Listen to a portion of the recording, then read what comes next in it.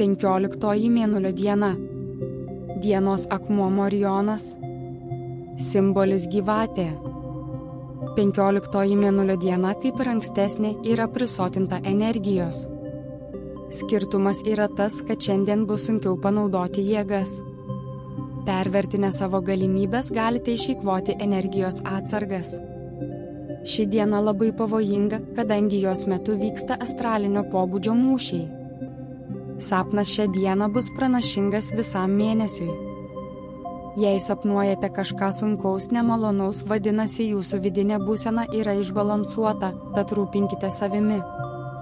15 mėnulio dieną yra didelė traumų tikimybė. Šiandien gali pasireikšti isterija, sustiprėti fobijos.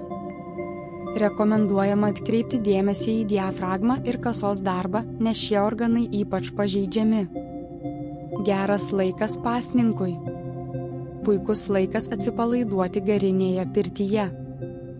Dėl to, kad 15 mėnulio diena yra sunki mėnesio diena, šiandien galite atlikti tik tuos buities darbus, kurie nereikalauja streso ir didelių pastangų. Šiandien nedarykite jokių sunkių darbų namuose, užteks patalpų išvėdinimo bei drėkinimo. Valykite namų energetiką žvakių deginimu bei smilkalų smilkimu. Visus romantiškus susitikimus ir pasimatymus suplanuotus šią dieną reikėtų atidėti tinkamesniam laikui, kadangi dėl savo sunkumo joje nėra vietos romantikai. Žmonės pasiduoda provokacijoms, daro neapgalvotus veiksmus. Be to, jaučiamas stiprus kūniškų malonumų troškimas. Gali nutikti neilgalaikė palaima, už kurią teks sumokėti ilgų nusivylimų. Todėl suaktyvėjusioms kūniškoms pagundoms būtina atsispirti. Net jei esate vedęs, šiandien atsisakykite intymių santykių. Taip pat šią dieną staiga gali kilti noras pasakyti žmogui grubius ir įžeidžiančius žodžius. Jei žmogus jums brangus, tai nėra teisingas veiksmas. Nepageidautina pradėti svarbų verslą.